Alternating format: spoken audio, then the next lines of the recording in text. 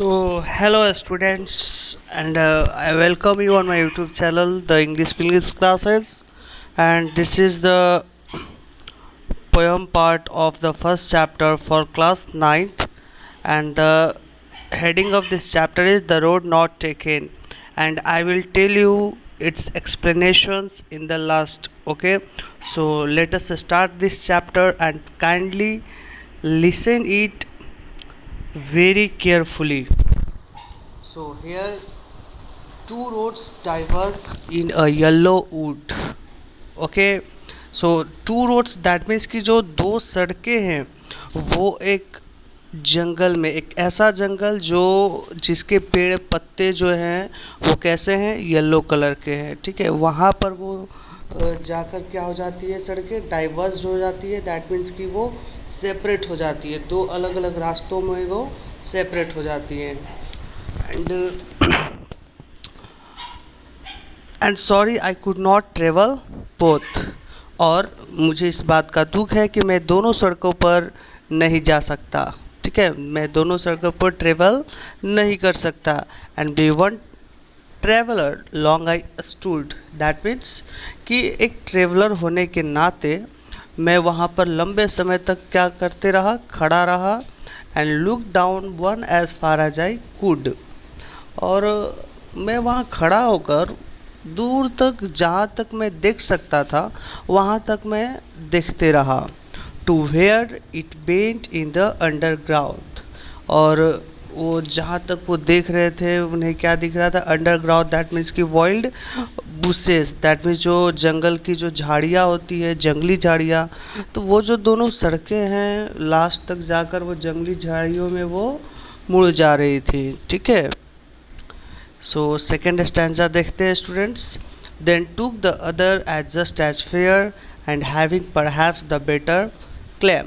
That means अब वो यहाँ पर कह रहे हैं कि क्योंकि वो दोनों रोड्स को तो वो पर नहीं चल सकते हैं, इसलिए वो शायद मन बना रहे हैं कि वो ऐसे रोड पर चलेंगे जो काफ़ी, जिस पर बहुत कम लोग चले हों। Because it was grassy and wanted wear, though as for that the passing there had warned them really about the same। That means कि वो उन्होंने डिसाइड किया कि वो ऐसे रोड पर चलेंगे जिस पर कि बहुत कम लोग चले हो, साथ ही साथ जिसकी जो फर्श है, जो सरफेस है वो बहुत ही ग्रासी हो, मानो वो जैसे पीले रंग का कोई कलरफुल चादर ओढ़ लिया हो। ठीक है, तो इस तरीके से यहाँ पर वो बिल्कुल दूसरा जो रोड है वो भी रोड बहुत ही वैसी तरह का है, लेकिन वहाँ की जो पत्तियाँ हैं वो काफ़ी कुचली हुई हैं, काफ़ी दबी हुई हैं, जिससे ये पता चलता है कि दूसरी सड़क पर बहुत लोगों ने यूज़ किया है, लेकिन जिस सड़क की बात यहाँ पर पॉइंट कर रहे हैं वो उस पर बहुत कम लोग चले हैं। ठीक है, तो यहाँ पर जो राइटर है वो उस सड़क को सेलेक्ट करते हैं उस पर ट्रेवल करने के लिए।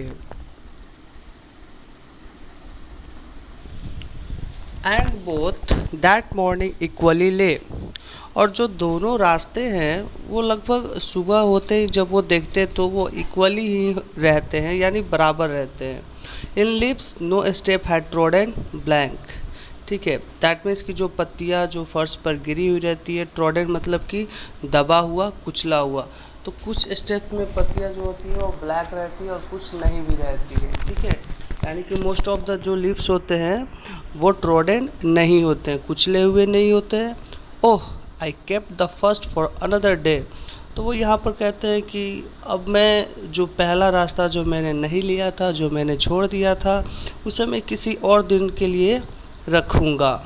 Yet knowing how way let's on two way, और इसे कहते हुए वो उस रास्ते पर चल देते हैं।